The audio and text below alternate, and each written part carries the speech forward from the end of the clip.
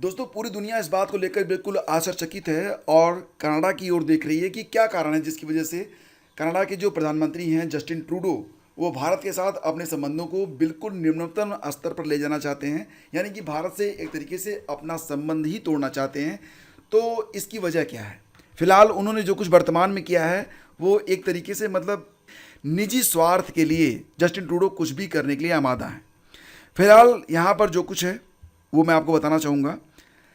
Canada के जो प्रधानमंत्री हैं जस्टिन ट्रूडो, उन्होंने आरोप ये लगाया है कि सिख नेता हरदीप सिंह निज्जर की हत्या के पीछे भारत सरकार हो सकती है। मतलब इनकी जो वहाँ पर खुफिया एजेंसी है वो जांच कर रही है। सिख नेता हरदीप सिंह निज्जर है। अच्छा, हरदीप सिंह निज्जर कौन है? हरदीप सिंह निज्जर ये सिख अलगाववाद से संबंधित एक नेता है जो कि खालिस्तानी ग्रुप से जुड़ा हुआ है और भारत विरोधी गतिविधियाँ वो ऑर्गेनाइज करता था। कहाँ पर? कनाडा में।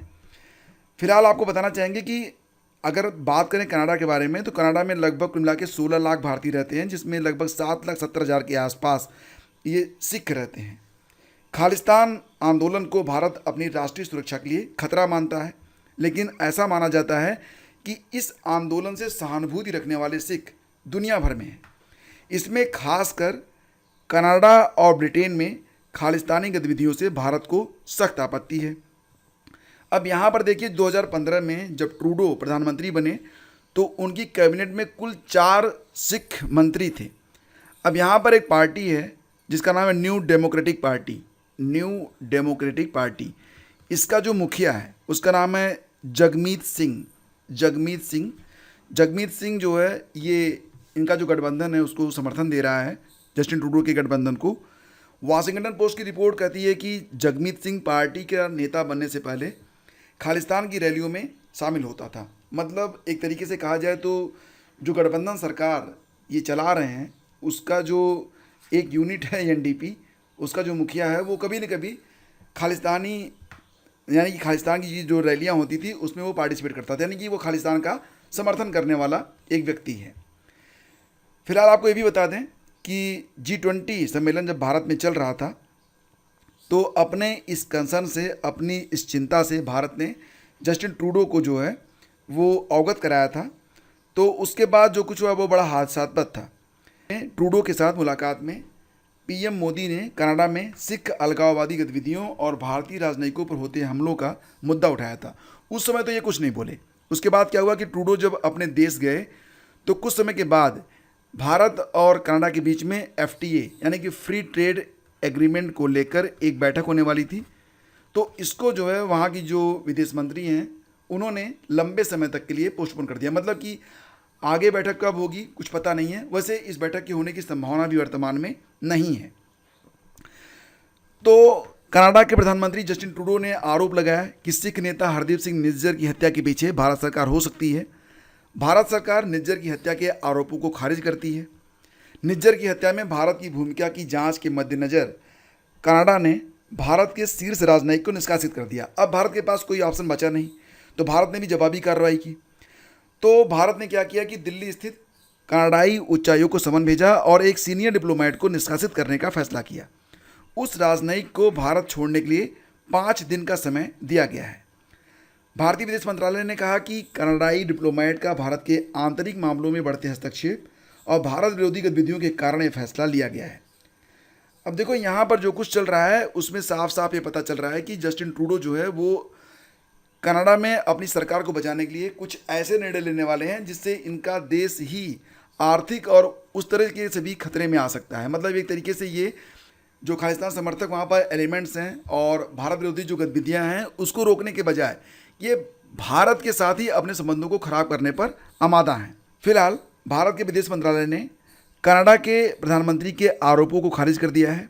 भारतीय विदेश मंत्रालय ने कहा कि कनाडा के प्रधानमंत्री ने संसद में जो कुछ कहा उसे हम खारिज करते हैं। कनाडा की विदेश मंत्री के बयान को भी हम नकारते हैं। कनाडा में किसी भी तरह की हिंसा में भारत सरकार पर शामिल होने का आरोप लगाना हास्यास्पद और राजनीति से प्रेरित है।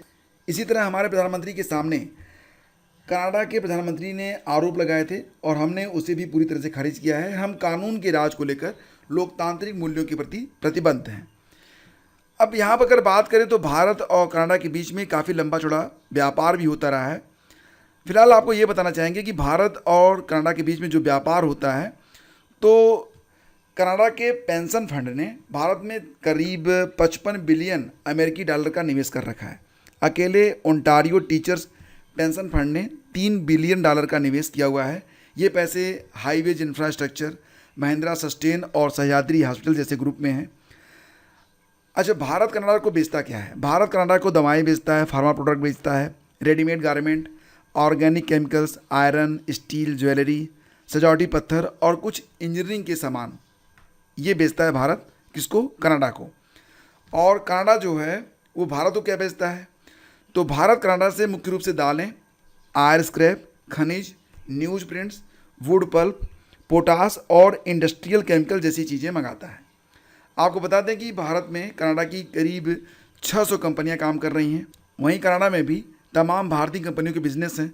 मतलब एक तरीके से दोनों ही देश की जो अर्थव्यवस्थाएं हैं वो बहुत बड़ा इन्वेस्टमेंट कर चुकी हैं एक दूसरे देश में। यानी कि ये जो संबंध खराब हो रहे हैं, इससे अगर देखा जाए तो नुकसान तो दोनों देशों को होगा, लेकिन सबसे ज़्यादा नुकसान किसको होगा? तो निश्चित रूप से कनाडा को होने वाला है। तो फिलहाल फ्रेंड्स, ये सारी वजह हैं और ये सारी चीज़ें मैं आपको बता रहा हूँ। आपको थोड़ा सा ब्रीफ करना चाहूँगा कि कनाडा के प्रधानमंत्री जस्टिन ट्रूडो ने आरोप ये लगाया कि खालिस्तानी आतंकवादी हरदीप सिंह निज्जर की हत्या के पीछे भारत सरकार हो सकती है।